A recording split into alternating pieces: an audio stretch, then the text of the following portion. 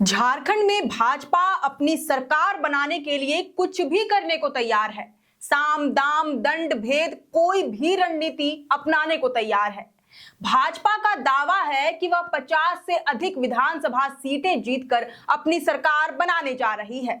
यही दावे बड़े न्यूज चैनल्स भी अपने सर्वे और एग्जिट पोल्स के माध्यम से कर रहे हैं और कहीं ना कहीं ये सारे दावे सच होते भी दिख रहे हैं। सच हो भी क्यों ना, जब भाजपा साम दाम दंड भेद का सहारा ले रही हो। भाजपा की रणनीति क्लियर है। पहले दूसरे दलों के नेताओं को बहला फुसला कर अपने पाले में करना है। सालों तक झंडा ढोने वाले कोर भाजपाई नेताओं का टिकट काटकर बागी नेताओं को टिकट देना है। राज्य के 5-5 पूर्व मुख्यमंत्रियों और उनके परिजनों के सहारे मजबूत उपस्थिति दर्ज करानी है। प्रधानमंत्री को गली कूचों तक में चुनाव प्रचार कराना है और ये सब दांव पेच जब उल्टे पड़ने लग जाएं तो प्रेशर पॉलिटिक्स अपनाना है। भीतर घात करने वाले, रूठे हुए और अपनी ही पार्टी के खिलाफ निर्दलीय चुनावी मैदान में उतरने वाले भाजपाई नेताओं को मनाना है। न माने तो हेलीकॉप्टर से उनके घर तक पहुंच जाना है और कमरे बंद करके उन्हें मनाने का प्रयास करना है। ज्यादा रूठे हुए नेताओं को हेलीकॉप्टर की सैर कराकर फुसलाना है और इन सब के जरिए नॉमिनेशन वापस लेने के लिए मजबूर करना है। जब नॉमिनेशन वापस लेने की तारीख हाथ से निकल जाए उसके बाद भी हिम्मत नहीं हारना है। बागी नेताओं के गांवों तक में भी हेलीकॉप्टर से पहुंचकर उन्हें मनाना और घर वापसी कराना है ताकि ये बागी नेता सरेंडर कर दे और अपने लिए वोट मांगने की जगह भाजपा प्रत्याशियों के लिए वोटों की अपील करे, जिससे भाजपा के लिए सरकार बनाने का रास्ता साफ हो जाए। इसी रणनीति के तहत एक बार फिर भाजपा ने अपने एक बागी नेता को मनाकर सरकार बनाने के अपने रास्ते को आसान कर लिया है। हम बात कर रहे हैं निरंजन राय की। हाँ, वही जो विधानसभा चुनाव में सबसे अमीर प्रत्याशी होने के कारण बीते कुछ समय से चर्चा में बने हुए थे। उनकी चर्चा एक बार फिर से तेज हो गई है।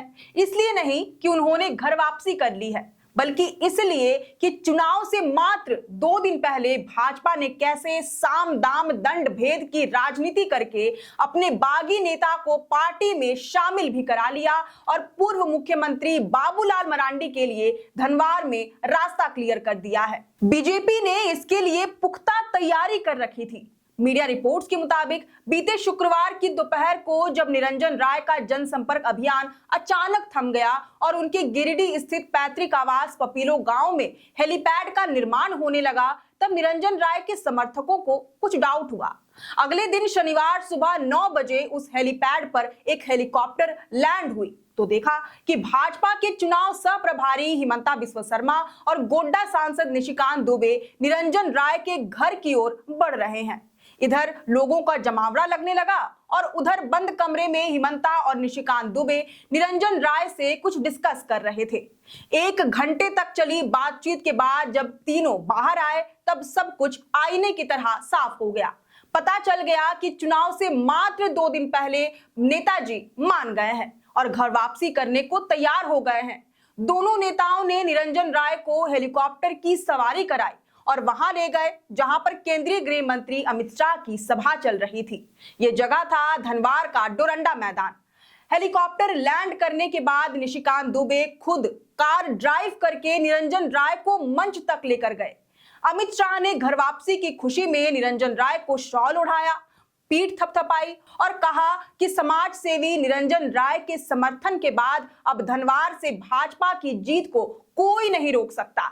निरंजन ने भी भाजपा का पट्टा डालकर मंच से कहा कि वे भाजपा के थे, हैं और हमेशा रहेंगे। लेकिन गौर करने वाली बात यह है कि उन्होंने ना तो अपने प्रतिद्वंदी बाबूलाल मरांडी को समर्थन देने की बात कही, न ही भाजपा के सपोर्ट में वोट डालने की अपील की। उनका संबोधन भी काफी छोटा रहा। माना जा रहा था कि धनवार में बाबूलाल मरांडी के लिए जेएमएम और माले के प्रत्याशी नहीं बल्कि अपनी ही पार्टी के बागी नेता निरंजन राय सबसे बड़ी चुनौती बनकर खड़े थे, क्योंकि उनकी उम्मीदवारी ने क्षेत्र का समीकरण बदल कर रख दिया था। निरंजन राय ने टिकट न मिलने पर निर्दलीय ही बाबूलाल मरांडी के खिलाफ चुनाव लड़ने की घोषणा कर दी थी। मीडिया रिपोर्ट्स के मुताबिक अक्टूबर महीने से ही गोड्डा सांसद निशिकांत दुबे उन्हें मनाने का प्रयास कर रहे थे, लेकिन उनकी सारी कोशिशें नाकाम साबित होती रहीं। अब जाकर सांसद की मेहनत रंग लाई है। कुछ इसी तरह से पिछले दिनों हिमंता बिस्वा शर्मा ने पार्टी से बगावत करने वाले कमलेश राम को भी मनाया था। टिकट की आस में बैठे कमलेश राम को जब कांके से भाजपा ने उम्मीदवार नहीं बनाया, तब उन्होंने निर्दलीय चुनावी मैदान में छलांग लगाते हुए पर्चा दाखिल कर दिया। इसके बावजूद हिमंता ने उन्हें उनके घर जाकर उम्मीदवारी वापस लेने के लिए मनाने का प्रयास किया। उन्हें हेलीकॉप्टर की सवारी भी कराई। काफी मान मनौवल के बाद आखिरकार कमलेश ने अपना नामांकन वापस ले लिया और भाजपा प्रत्याशी को समर्थन देने की भी घोषणा कर दी। ये दोनों घटना भाजपा के प्रेशर पॉलिटिक्स वाली रणनीति को उजागर करने के लिए काफी है। कुल मिलाकर ये कह सकते हैं कि भाजपा के नेता पार्टी से बगावत करके चुनाव नहीं लड़ सकते, वरना मतदान से 1-2 दिन पहले तक भी भाजपा उन पर प्रेशर बनाती रहेगी और तभी मानेगी जब वे सरेंडर कर दें और पार्टी के लिए रास्ता साफ हो जाए। वैसे इस पूरे रिपोर्ट पर आपकी क्या राय है, ये हमें कमेंट करके जरूर बताएं। अगर आपको ये वीडियो पसंद आया हो तो इसे जरूर से लाइक और शेयर करें। हमारे चैनल लोकतंत्र 19 को फेसबुक पर फॉलो और यूट्यूब पर सब्सक्राइब करना ना भूलें। हमारा एक और चैनल है द ग्राम सभा, उसे भी जरूर से फॉलो और सब्सक्राइब कर ले। फिलहाल लेते हैं अलविदा। जोहार।